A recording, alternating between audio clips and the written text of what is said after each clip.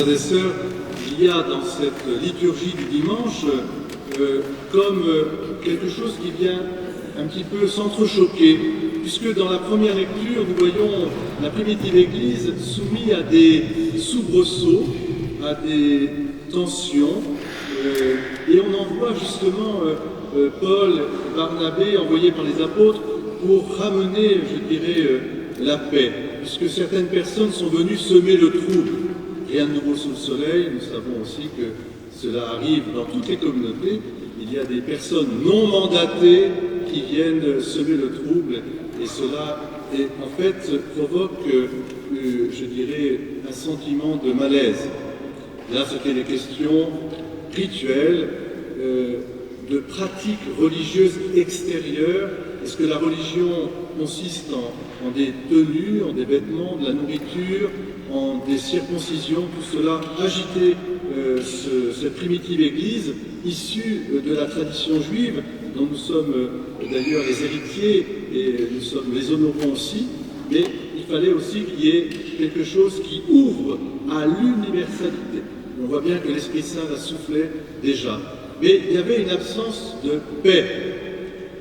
Et puis, de l'autre côté, là, nous avons la lecture de l'Apocalypse, qui est un livre tout à fait étonnant et mystérieux, dont Origène dit qu'en fait, il est une lumière du 4e évangile, de l'évangile de Jean.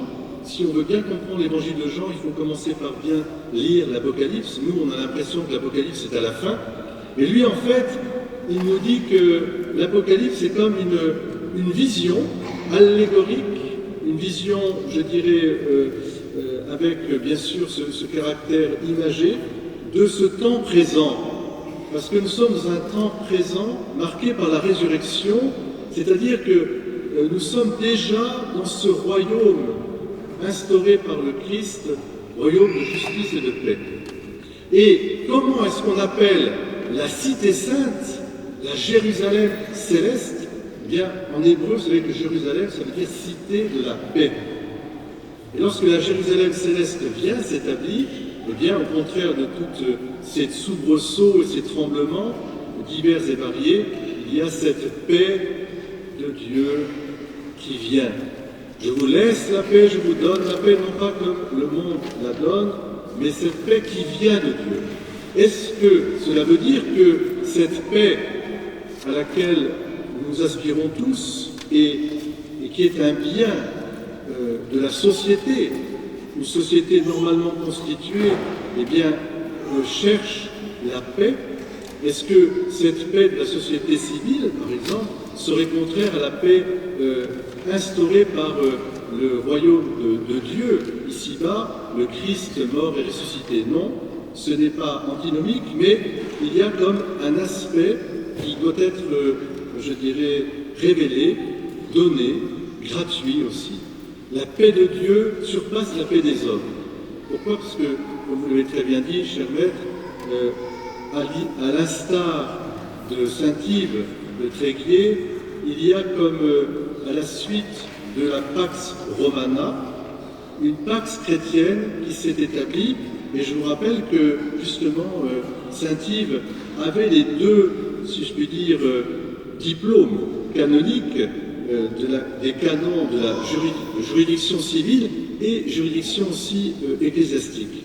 Et qu'au cœur même de cette juridiction, c'est-à-dire de ce jugement, d'être ajusté, il avait une dimension évidemment très humaniste, c'est-à-dire placer l'homme, quel qu'il soit, et surtout quand c'est l'homme le plus faible et le plus fragile, à la source et au sommet, à la finalité finalement de la justice.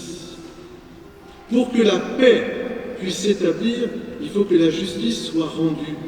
Mais il faut que ce soit une justice, si je peux dire, juste. Et pour qu'elle soit juste, il faut accueillir la dimension intégrale de l'homme, qui est un être à la fois, bien sûr, de raison, donc y mettre de la raison, un être aussi social, c'est-à-dire aussi y mettre un sens du bien commun, pour que la justice serve au bien commun, et puis bien sûr aussi un être spirituelle. Et cette dimension spirituelle, il ne faut jamais l'oublier lorsque nous sommes appelés, que ce soit dans l'état ecclésiastique ou dans l'état de la magistrature, ou je dirais dans les affaires civiles, à rendre, je dirais, à ramener la paix.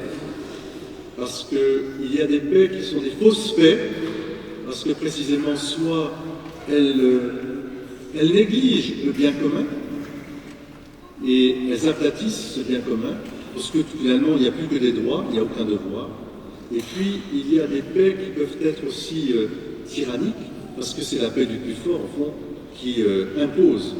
Et là, il faut se rappeler que nous ne sommes que des humains, c'est-à-dire que des humains, mais totalement des humains. C'est-à-dire qu'il y a au fond de nous quelque chose, une dignité inaliénable, qui laisse la place à la fois au rétablissement de la paix, de l'ordre, et en même temps, peut-être à une dimension, et qui vous habite, j'en suis sûr, d'une espérance que nous appelons l'espérance chrétienne, c'est-à-dire d'un relèvement, d'une guérison. On appelle ça la conciliation, on pourrait dire la concorde. Chercher la concorde, c'est-à-dire que les deux cœurs puissent se réunir. À la fois la victime, ou la plaignante, ou le plaignant, et puis celui qui est poursuivi. Pour qu'il y ait quelque chose quand même, une vraie paix. Alors ce n'est pas facile, nous le savons. Il y a peut-être là une dimension à accepter, nos limites, et justement, nos limites doivent s'ouvrir à appeler celui qui est l'auteur de la paix, celui qui peut vraiment donner cette paix. Je vous rappelle que dans des pays en guerre, notamment les pays du continent africain, il y a toujours une commission de justice et paix qui s'appelle ça par la commission de réconciliation. C'est magnifique, je trouve que c'est un très bel exemple. C'est-à-dire que les autorités civiles et les autorités morales du pays œuvrent pour que non seulement la justice soit rendue, mais ce soit une justice ouverte à la réconciliation. Parce que la vraie justice, elle suppose cela normalement.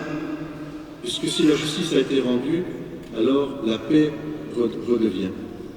Alors vous voyez comment, au fond, dans ce noble métier qui est le vôtre, cette vocation, je pense que d'abord c'est une vocation, qu'on soit juge, qu'on soit procureur, qu'on soit aussi magistrat.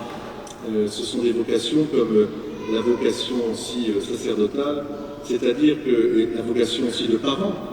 Ce sont des vocations, nous sommes appelés non pas à être juges, mais à rendre justice, ce qui est différent, c'est-à-dire à s'ajuster à cette paix de Dieu, finalement, pour que l'humanité puisse grandir et que l'humanité s'achemine vers ce qu'il y a de plus profond, puisque au fond, dans la paix recherchée, il y a la notion d'amour qui donne, qui se dévoue et qui pardonne, qui supporte aussi et qui pardonne.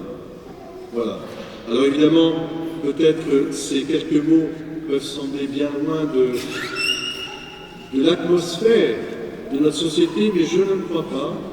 Au contraire, je pense que l'Évangile reste une lumière tout à fait extraordinaire, qu'elle soit d'un point de vue économique, d'un point de vue social, d'un point de vue, je dirais, moral.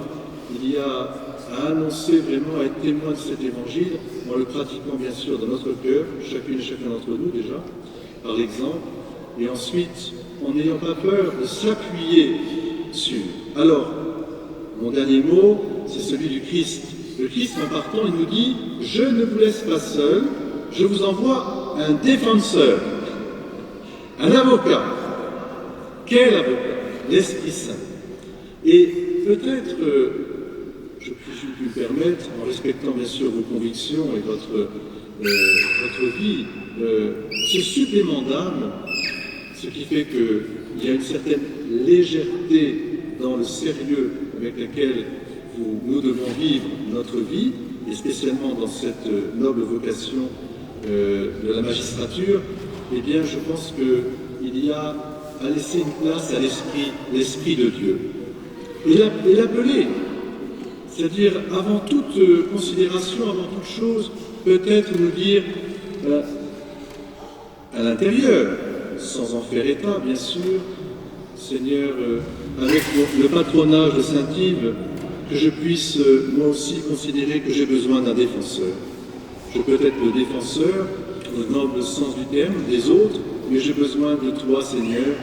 Viens, Esprit Saint, viens dans nos cœurs, viens répandre ta lumière, viens redresser ce qui est à redresser, viens guérir ce qui est à guérir, viens réchauffer ce qui est refroidi. Eh bien, c'est ce temps qui nous prépare à la Pentecôte. Je vous invite à redécouvrir l'amitié avec le Saint-Esprit.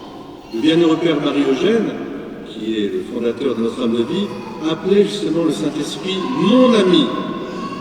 Mon ami, comme pour dire, il est avec moi, il est à ma disposition.